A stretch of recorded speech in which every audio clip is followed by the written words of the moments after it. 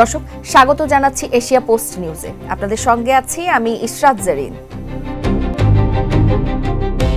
বিমানবালাদের Dubai scam, ঝকঝকে পোশাকের আড়ালে ভয়াবহ অপরাধ। 3 ঘন্টার মেঘ বিস্ফোরণ, এমন বর্ষণ আগে দেখেনি দীঘিনালার মানুষ। নীল নদ থেকে যেভাবে বাংলাদেশে এলো তেলাপিয়া। শখের পিরানহা সাকার কচ্ছপে ধ্বংসের মুখে দেশের জীববৈচিত্র্য।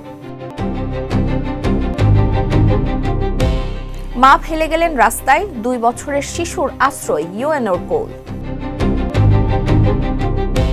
এতক্ষণ শুনছিলেন সংবাদ শিরোনাম, এবারে বিস্তারিত। ফ্লাইট ল্যান্ড করার পর রানওয়ে ছুঁয়ে নামল বিমানের চাকা। যাত্রীদের নামিয়ে সব প্রক্রিয়া শেষ করে গ্রিন চ্যানেল পার হচ্ছিলেন বিমানের ক্রুরা, কিন্তু হুট করেই সামনে এসে দাঁড়ালেন গোয়েন্দা দলের সদস্যরা। শুরু হলো তল্লাশি। একজন কেবিন ক্রুর ব্যাগেই পাওয়া গেল ডলার, দিরহাম সহ বিপুল বৈদেশিক মুদ্রা। এরপর জিজ্ঞাসাবাদে উঠে এলো চাঞ্চল্যকর তথ্য। বড় অঙ্কের বৈদেশিক মুদ্রা হাত বদল হয়েছে দুবাইয়ে, যার মধ্যে এক চেকেই পাচার হয়েছে 10.5 লাখ দিরহাম। জানা যায় এর পেছনে রয়েছে শক্তিশালী হুন্ডি চক্র। এ ঘটনায় পুরোপুরি নড়েচড়ে বসেছে বিমান বাংলাদেশ এয়ারলাইন্স। দৈনিক যুগান্তরের এক প্রতিবেদনে এসব তথ্য তুলে ধরা হয়েছে।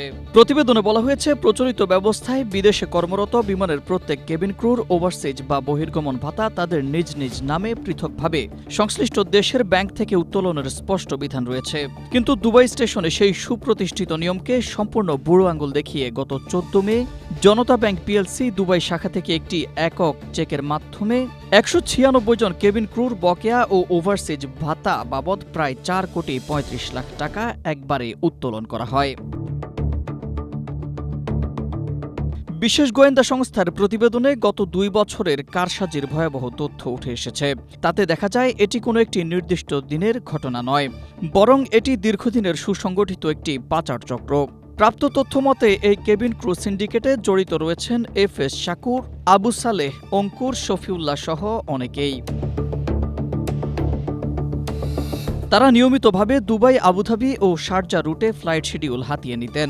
মাসিক আউট স্টেশন ভাতা প্রস্তুতের সঙ্গে সঙ্গে শিডিউলিং বিভাগ থেকে কৌশলে তাদের নাম সুবিধা মতো ফ্লাইটে অন্তর্ভুক্ত করা হতো। গত 2 বছরে এই 4 জন অথরিটি বিলের মাধ্যমে আনুমানিক 100 কোটি টাকা উত্তোলন করেছেন, যার সিংহভাগই লোপাট করা হয়েছে।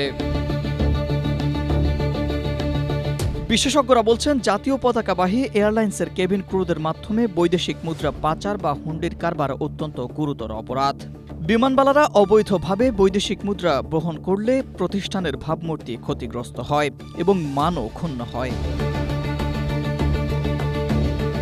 Ahmed Imtiaz, Asia post. শুক্রবার মধ্যরাতে সবাই যখন গভীর ঘুমে, ঠিক তখনই খাগড়াছড়ির আকাশে ঘটল মেঘ বিস্ফোরণের ঘটনা। আবহাওয়া অফিসের হিসাবে রাত 12টা থেকে 3টা, মাত্র 3 ঘন্টার ভারী বর্ষণে 103 মিলিমিটার বৃষ্টিপাত রেকর্ড করা হয়েছে। আবহাওয়াবিদদের ভাষায় যা অতি ভারী বৃষ্টি বা মেঘ বিস্ফোরণ। এই আকস্মিক মেঘ বিস্ফোরণে নিমিষেই উথলে ওঠে চেঙ্গি ও মাইনী নদীর পানি।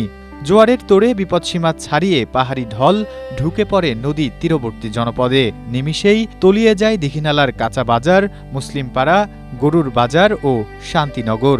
অন্যদিকে দীঘিনালার মেরুং, কাবাখালী ও বেওলখালী এলাকার নিচু অঞ্চলগুলো এখন পানির নিচে।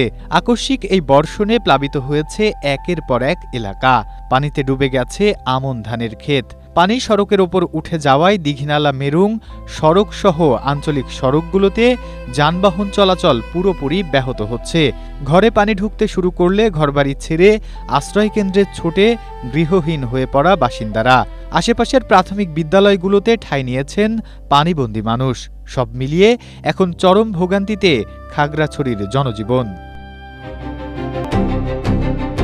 মাছ বাজারে গেলে দেখা যায় সবচেয়ে সস্তার তালিকায় যেসব মাছ থাকে তার মধ্যে তেলাপিয়ার অবস্থান সবার উপরে। ফলে এই মাছটি ঢাকার যে কোনো ব্যাচেলর মেস কিংবা সাধারণ মধ্যবিত্তের বাজারের থলেতে সবচেয়ে বিশ্বস্ততার সঙ্গে জায়গা করে নিয়েছে। কিন্তু এই মাছটি কিভাবে বাংলাদেশে এলো এবং কেন এত সস্তা, সেই বিষয়টি হয়তো অনেকেরই জানা নেই।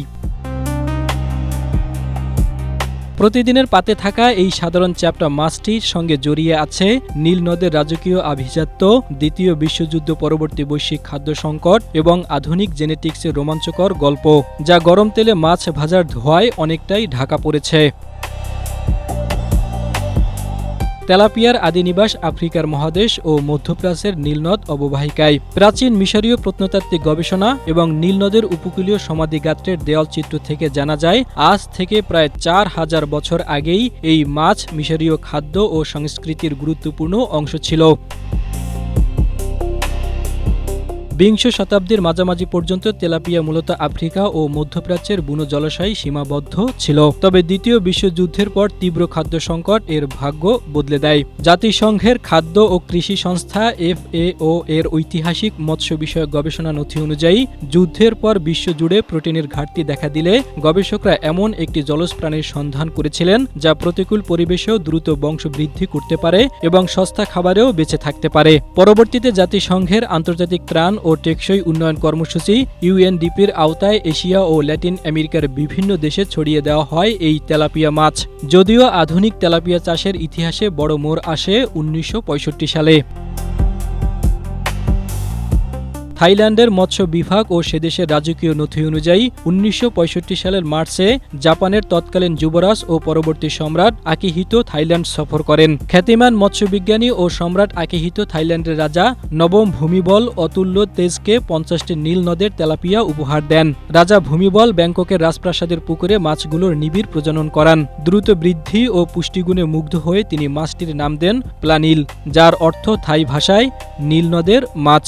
পরে থাই রাজপ্রাসাদ থেকে এই মাছের পোনা সারা দেশের গ্রামীণ কৃষকদের মধ্যে বিনামূল্যে বিতরণ করা হয়। থাইল্যান্ডের সেই রাজকীয় পুকুর থেকেই মূলত এশিয়া জুড়ে আধুনিক নাইল তেলাপিয়া চাষের বিস্তার শুরু হয়।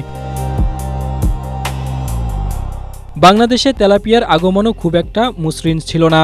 বাংলাদেশ মৎস্য গবেষণা ইনস্টিটিউট ও সরকারি মৎস্য অধিদপ্তরের নথি অনুযায়ী 1954 সালে জাতিসংঘের সহায়তায় থাইল্যান্ড থেকে তৎকালীন পূর্ব পাকিস্তানে প্রথম আনা হয় মোজাম্বিক তেলাপিয়া।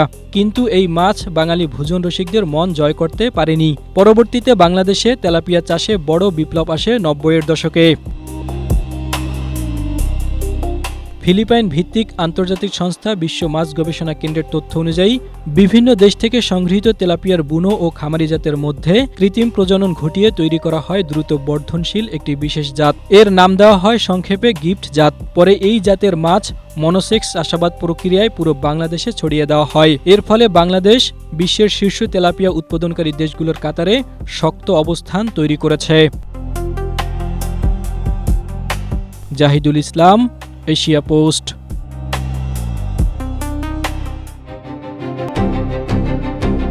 শখের বশে বিদেশ থেকে নিয়ে আসা বিভিন্ন বিষধর প্রাণী ছড়িয়ে পড়ছে বাংলাদেশের প্রকৃতিতে। একসময় সাকারফিশ কিংবা বর্তমানে আগ্রাসী কচ্ছপ থেকে শুরু করে নিষিদ্ধ পিরানহাও অবাধে মিশে যাচ্ছে দেশের প্রাণী জগতে, যার ফলে একদিকে যেমন ধ্বংসের মুখে পড়তে যাচ্ছে দেশের জীববৈচিত্র্য, অন্যদিকে এগুলোর বিস্তার দেশের জলজ বাস্তুতন্ত্র নিয়ে পরিবেশ সংশ্লিষ্টদের উদ্বেগ বাড়িয়েছে কয়েক গুণ।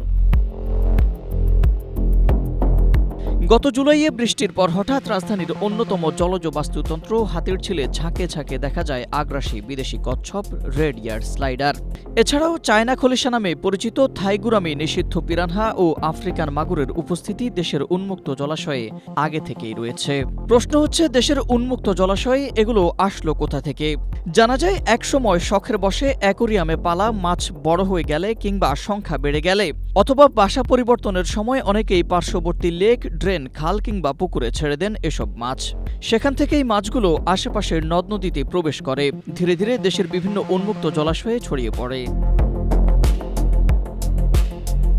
শুধু তাই নয়, গত 3 জুলাই রাজধানীর মিরপুরে অভিযান চালিয়ে 1104টি বন্যপ্রাণী উদ্ধার করে বন্যপ্রাণী অপরাধ দমন ইউনিট। এর মধ্যে ছিল বিষাক্ত ট্যারান্টুলা মাকড়সা, Mexican black king snake, corn snake, dumpy frog, leopard gecko, sideneck কচ্ছপ সহ নানা ধরনের প্রাণী, যার মধ্যে রেড ইয়ার্ড স্লাইডার কচ্ছপের বাচ্চাই ছিল 846টি। বিশেষজ্ঞরা বলছেন শখের বশে অ্যাকোরিয়ামে পালিত এসব জলজ প্রাণী দ্রুত দেশের বিভিন্ন উন্মুক্ত জলাশয়ে ছড়িয়ে পড়ায় গাঙ্গেয় বদ্বীপের জীববৈচিত্র্য ও খাদ্য শৃঙ্খল মারাত্মক হুমকিতে পড়ছে। এখন এই বিষয়টিকে যথাযথ গুরুত্ব না দিলে ভবিষ্যতে বিদেশি আগ্রাসী প্রজাতি নিয়ন্ত্রণে রাষ্ট্রকে বিপুল অর্থ ব্যয় করতে হতে পারে। একই সঙ্গে এর বিরূপ প্রভাব পড়তে পারে জনস্বাস্থ্যের উপরও। Ahmed Imtiaz, Asia post.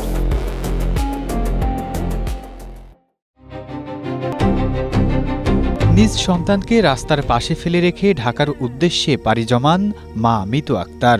সন্ধ্যায় ইটভাটার কাছে শিশুটিকে কাঁদতে দেখে উদ্ধার করেন পথচারীরা, কিন্তু চরম নির্মমতার পরিচয় দিয়ে শিশুটির দাদিও তাকে গ্রহণ করতে অস্বীকৃতি জানান। বিষয়টি জানাজানি হলে স্থানীয়দের সহায়তায় নিরুপায় শিশুটিকে নিয়ে যাওয়া হয় উপজেলা নির্বাহী কর্মকর্তা মোহাম্মদ হাবিবুল্লাহর বাসভবনে। ইউএনও শিশুটির জন্য পিতৃতুল্য ভূমিকা গ্রহণ করেন। তাৎক্ষণিকভাবে নিজের বাসা থেকে জামাকাপড় এনে পরিয়ে দেন এবং পরম মমতায় খাবারের ব্যবস্থা করেন। ঘটনার পর মুঠোফোনে যোগাযোগের পর শিশুটির বাবা মোহাম্মদ পলাশ ৩ দিনের মধ্যে এসে সন্তানকে নিজের জিম্মায় নেওয়ার আশ্বাস দেন। আপাতত সাময়িক নিরাপত্তার কথা ভেবে আর্থিক সহায়তা সহ শিশুটিকে তার ফুপু রেশমা খাতুনের কাছে হস্তান্তর করা হয়েছে। আগামী সোমবার শিশুটির বাবাকে জরুরি ভিত্তিতে তলব করেছে উপজেলা প্রশাসন। শুক্রবার বাগেরহাটের মোরেলগঞ্জ উপজেলার বারৈখালী ইউনিয়নের জেলেপাড়ায় ঘটে এই ঘটনা।